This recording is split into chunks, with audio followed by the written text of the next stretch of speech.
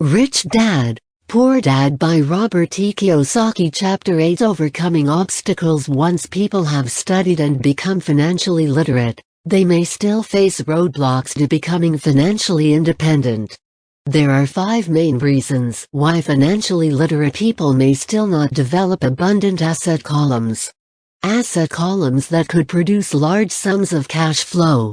Asset columns that could free them to live the life they dream of, instead of working full-time just to pay bills. The 5 reasons are: 1. Fear. 2. Cynicism. 3. Laziness. 4. Bad habits. 5. Arrogance. Reason number 1. Overcoming the fear of losing money. I have never met anyone who really likes losing money. And in all my years, I have never met a rich person who has never lost money. But I have met a lot of poor people who have never lost a dime. Investing, that is. The fear of losing money is real. Everyone has it. Even the rich. But it's not fear that is the problem. It's how you handle fear. It's how you handle losing. It's how you handle failure that makes the difference in one's life. That goes for anything in life, not just money. The primary difference between a rich person and a poor person is how they handle that fear. It's okay to be fearful. It's okay to be a coward when it comes to money. You can still be rich. We're all heroes at something and cowards at something else. My friend's wife is an emergency room nurse. When she sees blood, she flies into action. When I mention investing, she runs J away. When I see blood, I don't run. I pass out. My rich dad understood phobias about money. Some people are terrified of snakes. Some people are terrified about losing money. Both are phobias, he would say. So his solution to the phobia of losing money was this little rhyme: if you hate risk and worry, start early. That's why banks recommend savings as a habit when you're young. If you start young, it's easy to be rich. I won't go into it here, but there is a large difference between the person who starts saving at age 20 versus age 30. A staggering difference. It is said that one of the wonders of the world is the power of compound interest. The purchase of Manhattan Island is said to be one of the greatest bargains of all time. New York was purchased for $24 in trinkets and beads. Yet, if that $24 had been invested, at 8% annually, that $24 would have been worth more than $28 trillion by 1995. Manhattan could be repurchased with money left over to buy much of LA, especially at 1995 real estate prices. My neighbor works for a major computer company. He has been there 25 years. In 5 more years he will leave the company with $4 million in his 401k retirement plan. It is invested mostly in high-growth mutual funds, which he will convert to bonds and government securities. He'll only be 55 when he gets out, and he will have a passive cash flow of over $300,000 a year, more than he makes from his salary. So it can be done, even if you hate losing or hate risk. But you must start early and definitely set up a retirement plan, and you should hire a financial planner you trust to guide you before investing in anything. But what if you don't have much time left or would like to retire early? How do you handle the fear of losing money? My poor dad did nothing. He simply avoided the issue, refusing to discuss the subject. My rich dad, on the other hand, recommended that I think like a Texan. I like Texas and Texans, he used to say. In Texas, everything is bigger. When Texans win, they win big. And when they lose, it's spectacular. They like losing? I asked. That's not what I'm saying. Nobody likes losing. Show me a happy loser, and I'll show you a loser, said Rich Dad. It's a Texan's attitude toward risk, reward and failure I'm talking about. It's how they handle life. They live it big. Not like most of the people around here, living like roaches when it comes to money. Roaches terrified that someone will shine a light on them. Whimpering when the grocery clerk shortchanges them a quarter. Rich Dad went on to explain. What I like best is the Texas attitude. They're proud when they win, and they brag when they lose. Texans have a saying, if you're going to go broke, go big.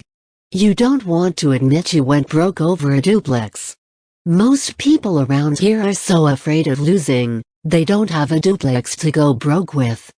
He constantly told Mike and me that the greatest reason for lack of financial success was because most people played it too safe.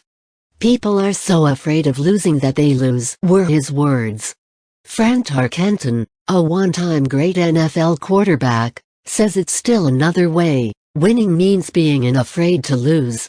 In my own life, I've noticed that winning usually follows losing. Before I finally learned to ride a bike, I first fell down many times. I've never met a golfer who has never lost a golf ball. I've never met people who have fallen in love who have never had their heart broken. And I've never met someone rich who has never lost money. So for most people, the reason they don't win financially is because the pain of losing money is far greater than the joy of being rich.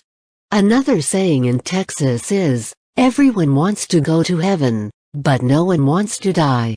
Most people dream of being rich, but are terrified of losing money. So they never get to heaven. Rich Dad used to tell Mike and me stories about his trips to Texas. If you really want to learn the attitude of how to handle risk, losing and failure, go to San Antonio and visit the Alamo. The Alamo is a great story of brave people who chose to fight, knowing there was no hope of success against overwhelming odds. They chose to die instead of surrendering. It's an inspiring story worthy of study. Nonetheless, it's still a tragic military defeat. They got their butts kicked. A failure if you will. They lost. So how do Texans handle failure? They still shout, "Remember the Alamo." Mike and I heard this story a lot. He always told us this story if he was about to go into a big deal and he was nervous. After he had done all his due diligence and now it was put up or shut up, he told us this story. Every time he was afraid of making a mistake, or losing money, he told us this story. It gave him strength, for it reminded him that he could always turn a financial loss into a financial win. Rich Dad, I knew that failure would only make him stronger and smarter. It's not that he wanted to lose. He just knew who he was and how he would take a loss. He would take a loss and make it a win. That's what made him a winner and others losers. It gave him the courage to cross the line when others backed out. That's why I like Texans so much. They took a great failure and turned it into a tourist destination that makes them millions. But probably his words that mean the most to me today are these: Texans don't bury their failures. They get inspired by them. They take their failures and turn them into rallying cries. Failure inspires Texans to become winners. But that formula is not just the formula for Texans. It is the formula for all winners. Just as I also said that falling off my bike was part of learning to ride. I remember falling off only made me more determined to learn to ride. Not less. I also said that I have never met a golfer who has never lost a ball. To be a top professional golfer, losing a ball or a tournament only inspires golfers to be better, to practice harder, to study more. That's what makes them better. For winners, losing inspires them. For losers, losing defeats them. Quoting John D. Rockefeller, I always try to turn every disaster into an opportunity. And being Japanese American, I can say this. Many people say that Pearl Harbor was an American mistake. I say it was a Japanese mistake. From the movie Tora, Tom A somber Japanese admiral says to his cheering subordinates, "I am afraid we have awakened a sleeping giant." "Remember Pearl Harbor" became a rallying cry. It turned one of America's greatest losses into the reason to win. This great defeat gave America strength, and America soon emerged as a world power. Failure inspires winners, and failure defeats losers. It is the biggest secret of winners. It's a secret that losers do not know. The greatest secret of winners is that failure inspires winning. Thus, they're not afraid of losing. Repeating Fran Tarkenton's quote, "Winning means being unafraid to lose." People like Fran Tarkenton are not afraid of losing because they know who they are. They hate losing, so they know that losing will only inspire them to become better. There is a big difference between hating losing and being afraid to lose. Most people are so afraid of losing money that they lose. They go broke over a duplex. Financially, they play life too safe and too small. They buy big houses and big cars, but not big investments. The main reason that over 90% of the American public struggles financially is because they play not to lose. They don't play to win. They go to their financial planners or accountants or stockbrokers and buy a balanced portfolio. Most have lots of cash in CDs, low-yield bonds, mutual funds that can be traded within a mutual fund family, and a few individual stocks. It is a safe and sensible portfolio. But it is not a winning portfolio. It is a portfolio of someone playing not to lose. Don't get me wrong. It's probably a better portfolio than more than 70% of the population, and that's frightening. Because a safe portfolio is a lot better than no portfolio. It's a great portfolio for someone who loves safely. But playing it safe and going balanced on your investment portfolio is not the way successful investors play the game. If you have little money and you want to be rich, you must first be focused, not balanced. If you look at anyone successful, at the start they were not balanced. Balanced people go nowhere. They stay in one spot. To make progress, you must first go unbalanced. Just look at how you make progress walking. Thomas Edison was not balanced. He was focused. Bill Gates was not balanced. He was focused. Donald Trump is focused. George Soros is focused. George Patton did not take his tanks wide. He focused them and blew through the weak spots in the German line. The French went wide with the Maginot Line, and you know what happened to them. If you have any desire of being rich, you must focus. Put a lot of your eggs in a few baskets. Do not do what poor and middle-class people do, put their few eggs in many baskets. If you hate losing, play it safe.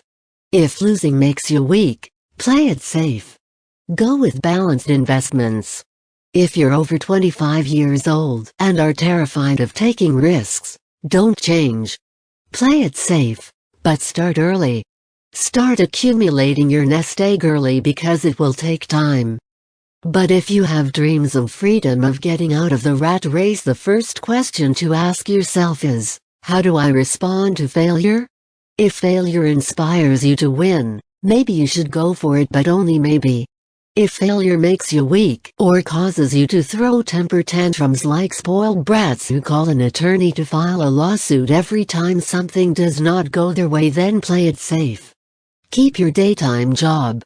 Or buy bonds or mutual funds.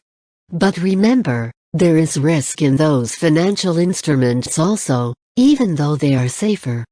I say all this, mentioning Texas and Fran Tarkenton, because stacking the asset column is easy.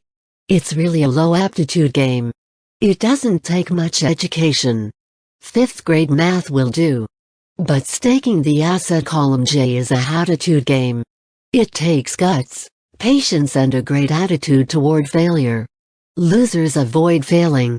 And failure turns losers into winners. Just remember the Alamo. Reason no. 2. Overcoming cynicism. The sky is falling. The sky is falling. Most of us know the story of Chicken Little, who ran around warning the barnyard of impending doom. We all know people who are that way. But we all have a Chicken Little inside each of us. And as I stated earlier, the cynic is really a little chicken. We all get a little chicken when fear and doubt cloud our thoughts. All of us have doubts. I'm not smart. I'm not good enough. So and so is better than me.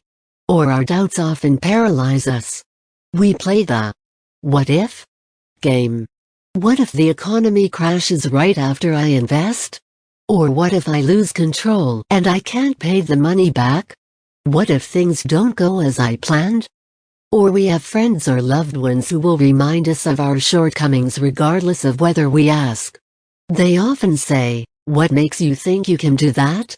Or if it's such a good idea, how come someone else hasn't done it? Or that will never work. You don't know what you're talking about. These words of doubt often get so loud that we fail to act. A horrible feeling builds in our stomach. Sometimes we can't sleep. We fail to move forward. So we stay with what is safe and opportunities pass us by.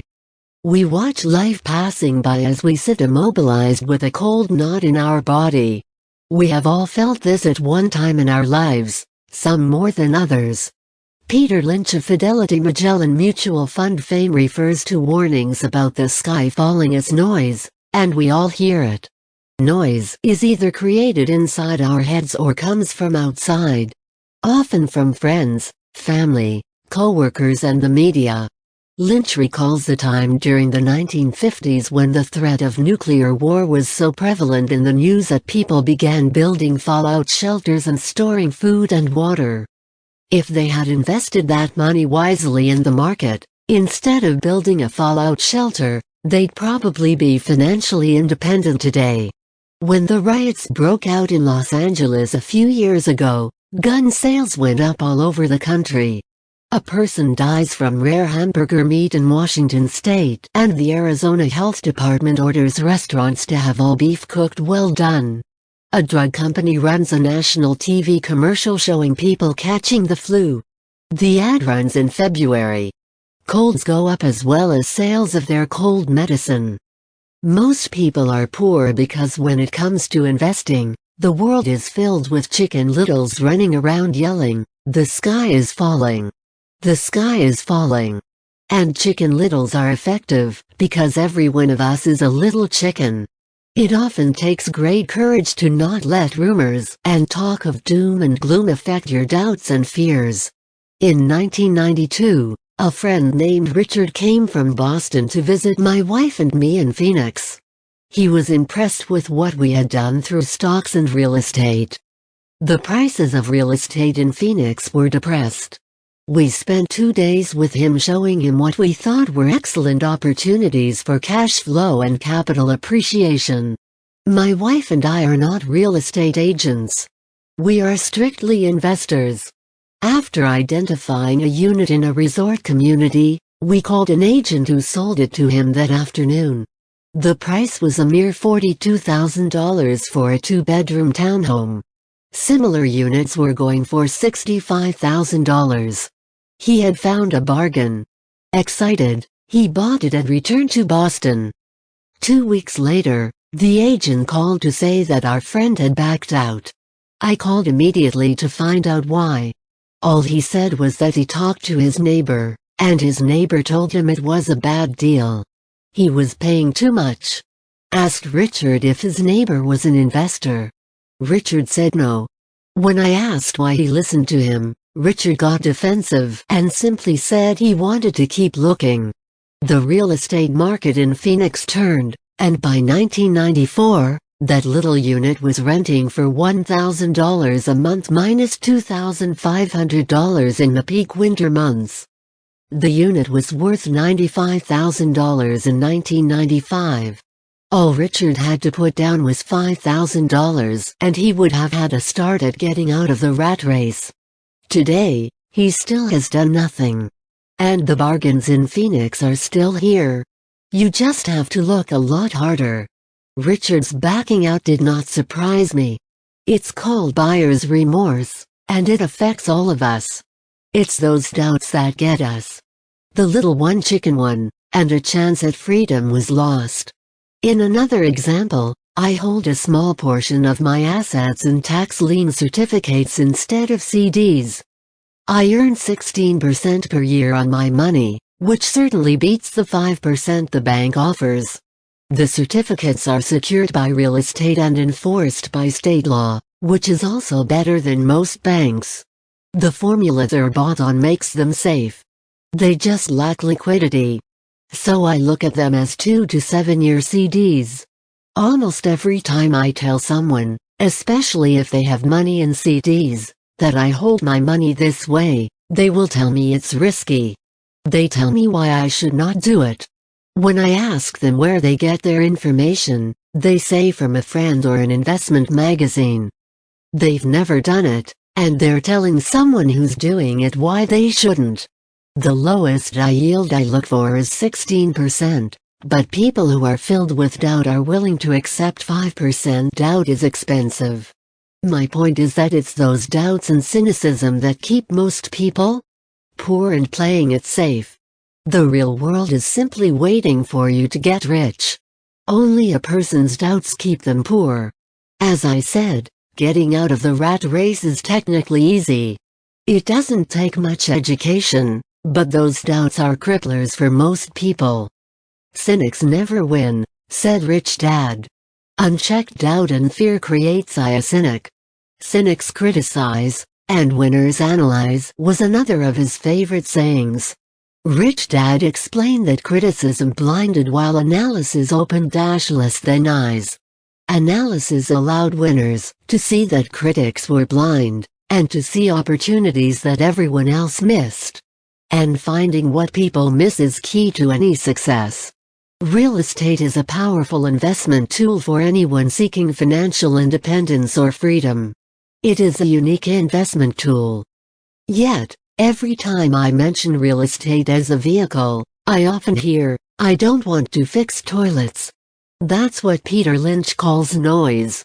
That's what my rich dad would say is the cynic talking. Someone who criticizes and does not analyze. Someone who lets their doubts and fears close their mind instead of open their eyes. So when someone says, "I don't want to fix toilets, I want to fire back," what makes you think I want to? They're saying a toilet is more important than what they want. I talk about freedom from the rat race, and they focus on toilets. That is a thought pattern that keeps most people poor. They criticize instead of analyze. "I don't want to hold the key to your success," Rich Dad would say. "Because I, too, do not want to fix toilets, I shop hard for a property manager who does fix toilets.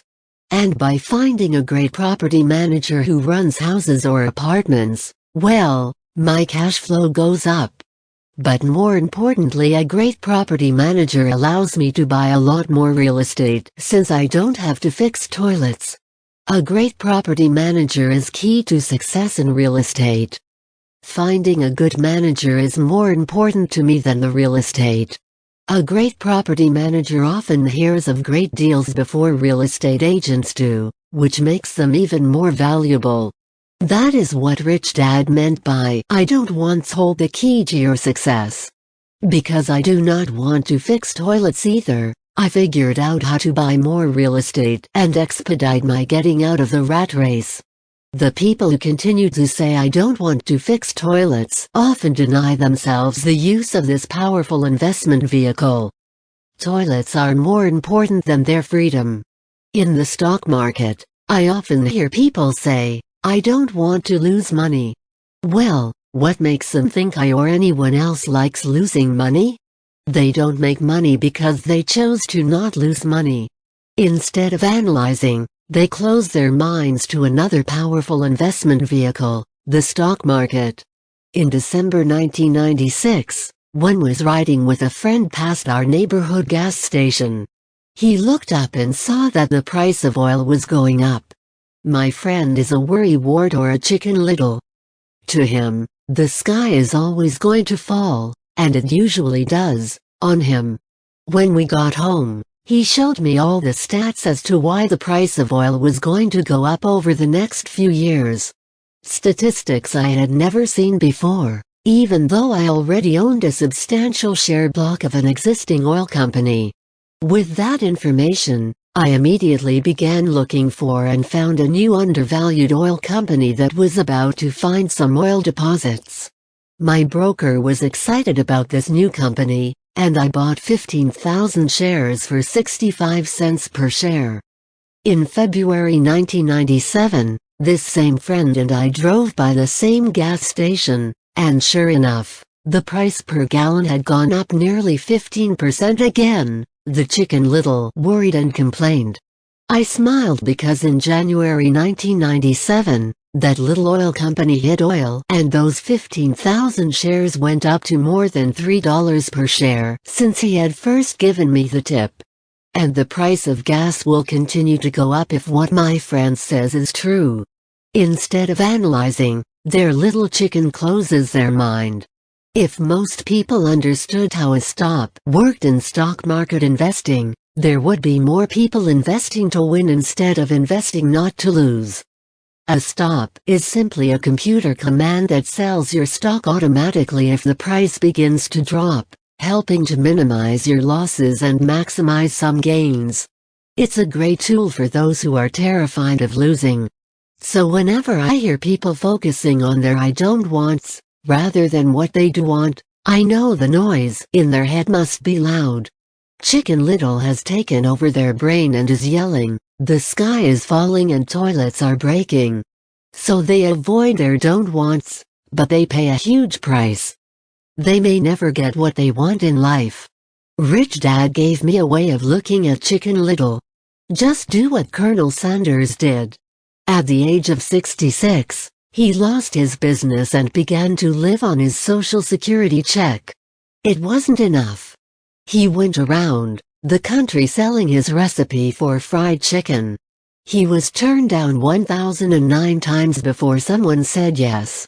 And he went on to become a multimillionaire at an age when most people are quitting. He was a brave and tenacious man, Rich Dad said of Harlan Sanders. So when you're in doubt and feeling a little afraid, just do what Colonel Sanders did to his little chicken. He fried it. Reason no. 3. Laziness. Busy people are often the most lazy. We have all heard stories of a businessman who works hard to earn money. He works hard to be a good provider for his wife and children. He spends long hours at the office and brings work home on weekends. One day he comes home to an empty house. His wife has left with the kids. He knew he and his wife had problems, but rather than work to make the relationship strong, he stayed busy at work. Dismayed, his performance at work slips and he loses his job. Today, I often meet people who are too busy to take care of their wealth. And there are people too busy to take care of their health. The cause is the same. They're busy, and they stay busy as a way of avoiding something they do not want to face. Nobody has to tell them. Deep down they know. In fact, if you remind them, they often respond with anger or irritation. If they aren't busy at work or with the kids, they're often busy watching TV, fishing, playing golf or shopping. Yet, deep down they know they are avoiding something important. That's the most common form of laziness. Laziness by staying busy. So what is the cure for laziness? The answer is a little greed. For many of us, we were raised thinking of greed or desire as bad. Greedy people are bad people, my mom used to say.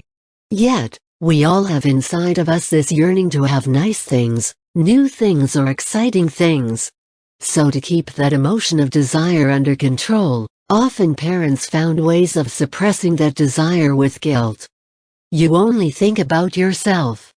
Don't you know you have brothers and sisters? Was one of my mom's favorites. Or you want me to buy you what? Was a favorite of my dad. Do you think we're made of money?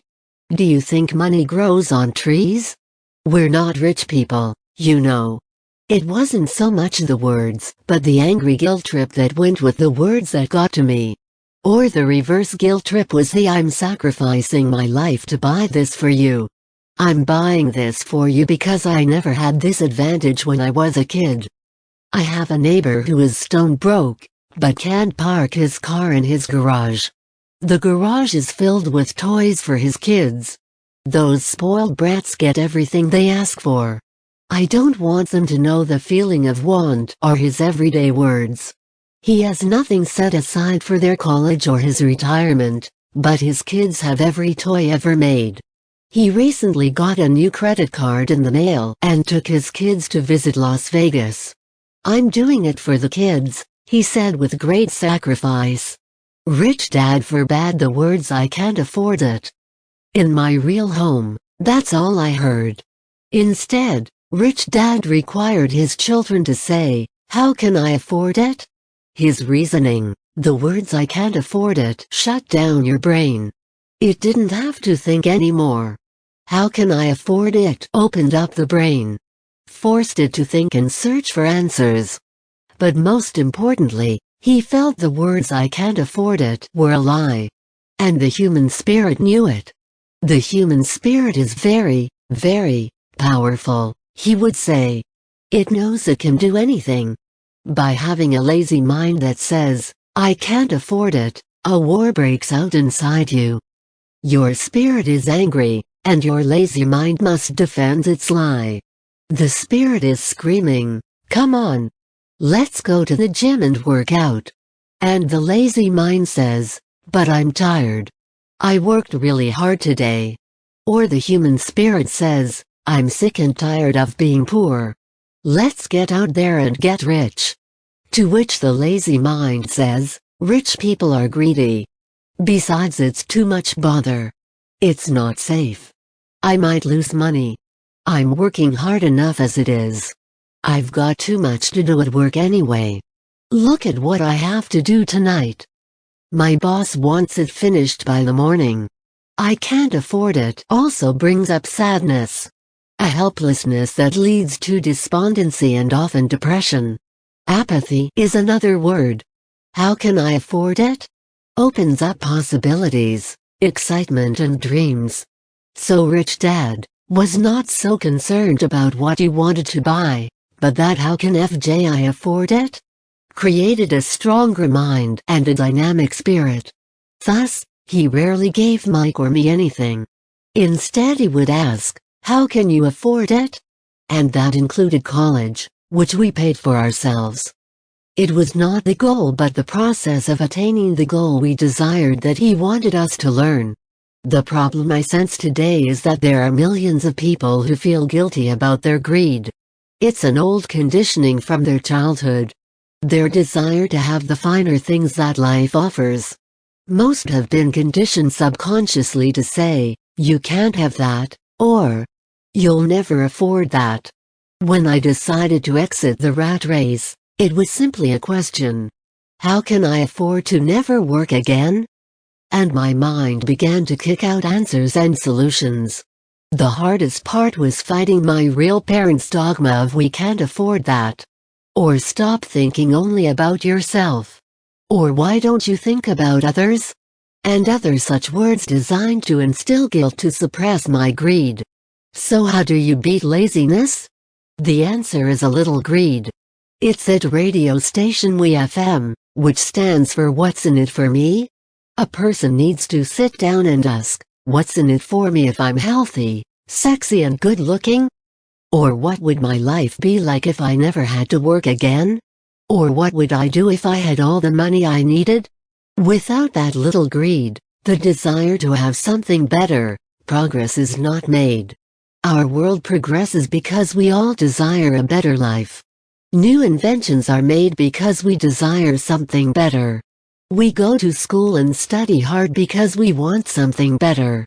So whenever you find yourself avoiding something you know you should be doing, then the only thing to ask yourself is, "What's in it for me?" Be a little greedy. It's the best cure for laziness. Too much greed, however, as anything in excess can be, is not good. But just remember what Michael Douglas said in the movie Wall Street. Greed is good. Rich Dad said it differently: guilt is worse than greed. For guilt robs a body of its soul. And to me, Eleanor Roosevelt said it best: do what you feel in your heart to be right, for you'll be criticized anyway. You'll be damned if you do, and damned if you don't. Reason no. 4. Habits. Our lives are a reflection of our habits more than our education. After seeing the movie Conan, starring Arnold Schwarzenegger, a friend said, "I'd love to have a body like Schwarzenegger." Most of the guys nodded in agreement. I even heard he was really puny and skinny at one time, another friend added. "Yeah, I heard that too," another one added. "I heard he has a habit of working out almost every day in the gym." "Yeah, I'll bet he has to." "Nah," said the group cynic. "I'll bet he was born that way."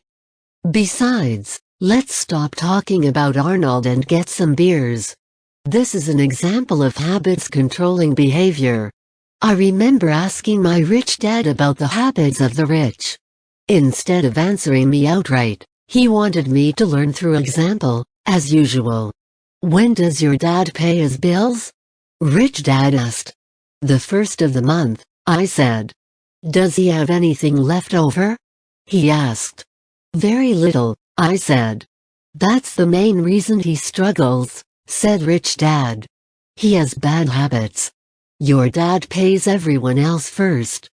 He pays himself last, but only if he has anything left over." "Which he usually doesn't," I said.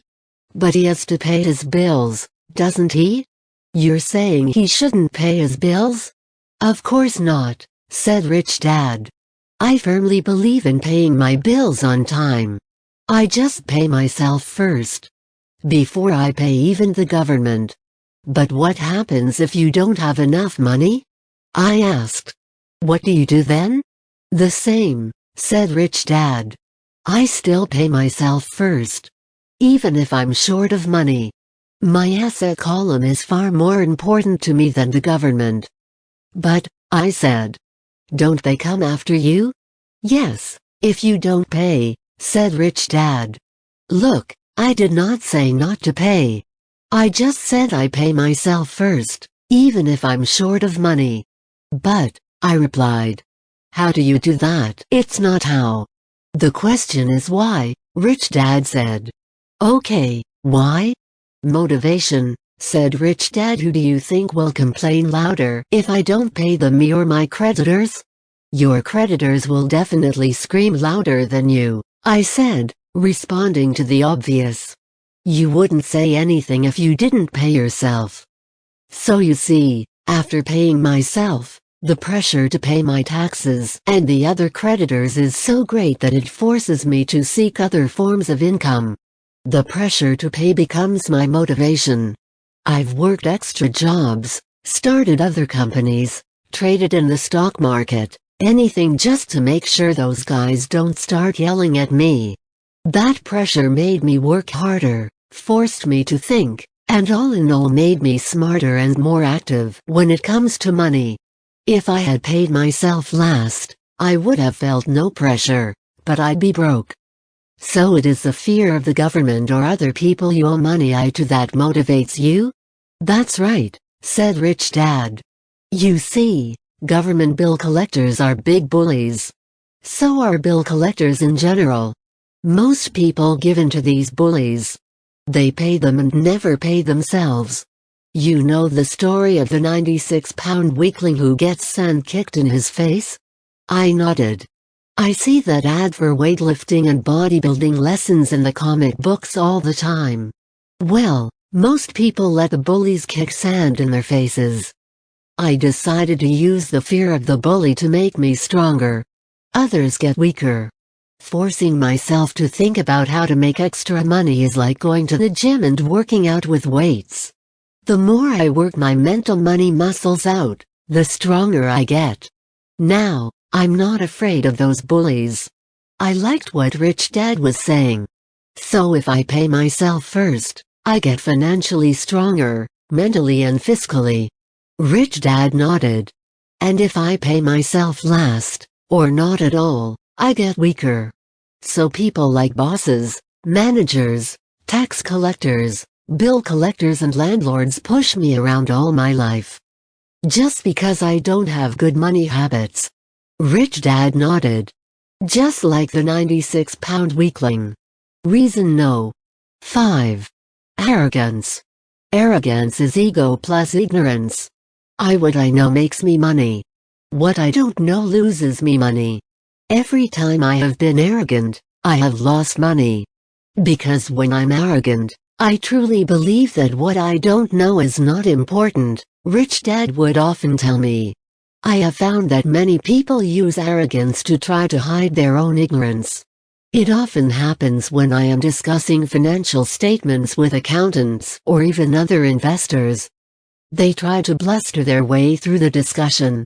It is clear to me that they don't know what they're talking about.